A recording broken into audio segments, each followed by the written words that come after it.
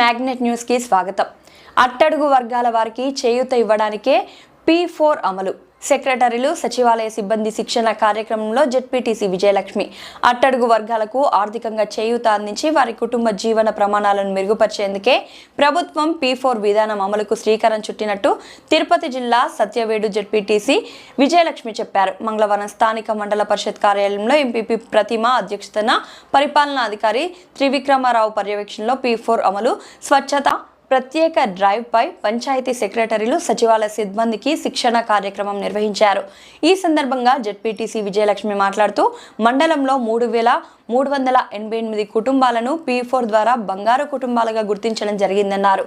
అయితే ఈ కుటుంబాలను ఆర్థికంగా బలోపేతం చేయాలంటే సంపదలో పై వరుసలో ఉన్న కుటుంబాలు దత్తత తీసుకోవాల్సిన అవసరం ఉందన్నారు. పైగా P4 ప్రధాన ఉద్దేశం కూడా ఇదే అన్నారు.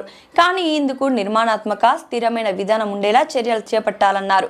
ఈ తరహా వినూత్న కార్యక్రమాలకు ముఖ్యమంత్రిగా చంద్రబాబు గతంలోనూ శ్రీకారం చుట్టిన విషయాన్ని ఆమె ప్రస్తావించారు. ఇందులో భాగంగానే 1999లో కదులుదాం రండి మన జన్మభూమికి తల్లిపాలెం రుణం కొంత తీర్చడానికి నినాదంతో చేపట్టిన జన్మభూమి కార్యక్రమం సూపర్ సక్సెస్ అయిన విషయాన్ని ఆమె గుర్తు చేశారు.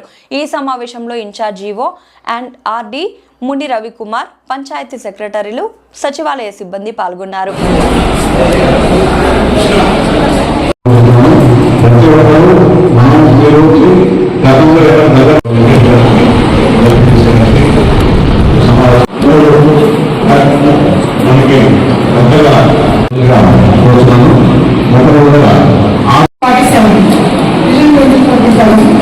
అంటే బిలో ప్రాపర్టీలో ఉండే వాళ్ళని ఒక 10 కుటుంబాలని ఎంచుకోమని చెప్తున్నారు. దాన్ని ఏమంటారంటే అలా ఉండే వాళ్ళని బంగారు కుటుంబాలు అని వాళ్ళకి గైడెన్స్ ఇచ్చే వాళ్ళని అడాప్ట్ చేసుకునే కుటుంబాలు ఏమంటున్నారంటే మార్గదర్శకులు అంటున్నారు. మన రంగంలో కనీసం 2,000 మందినైనా ఈ ప్రోగ్రామ్ జాయిన్ చేశారని నేను అనుకుంటున్నాను. అడాప్షన్ ఎంతమందిని చేశారమ్మా? చేశారా? ఎంతమందిని చేసుకుంటారు?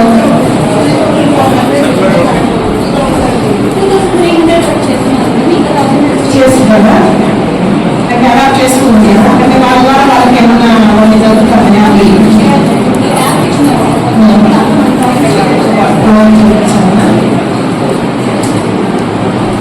మాకైతే మాకు చేసింది ఆ ప్రోగ్రామ్ గురించి ఇవాళ చెప్పుకున్నారు. ఇంకా దాని గురించి మీరైతే కరెక్ట్ ఎంతమంది చేస్తున్నారు?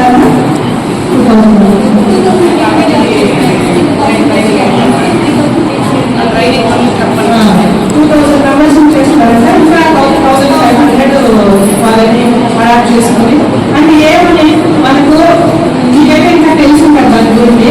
మనకు తెలిసింది ఏంటంటే బంగారు కుటుంబాలంటే బిలో ప్రాపర్టీలో ఉండే వాళ్ళకి వాళ్ళ కరెక్ట్ సమాచారం ఏదైనా తెలియదు కదా. గవర్నమెంట్ నుంచి ఏమొస్తుంది, వాళ్ళు ఎలా బెనిఫిట్ పొందొచ్చు. వ్యవసాయం ఏదో వ్యవసాయదారులు అనుకోండి, వాళ్ళకి ఎలాంటి యంత్రాలు వస్తాయి, పశువులు ఎలా చేసుకోవచ్చు, వాటిని ఎట్లా టీకాలు వేసుకొని వాటిని చేసుకోవచ్చు, పశువుల ద్వారా ఎలా పొందొచ్చని.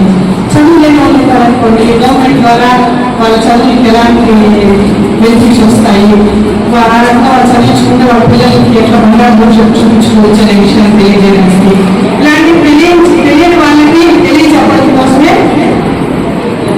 మార్గదర్శకంగా ఉండే వాళ్ళని ఈ బంగారు కుటుంబాలు ఎన్నుకోవాలని చెప్పారు.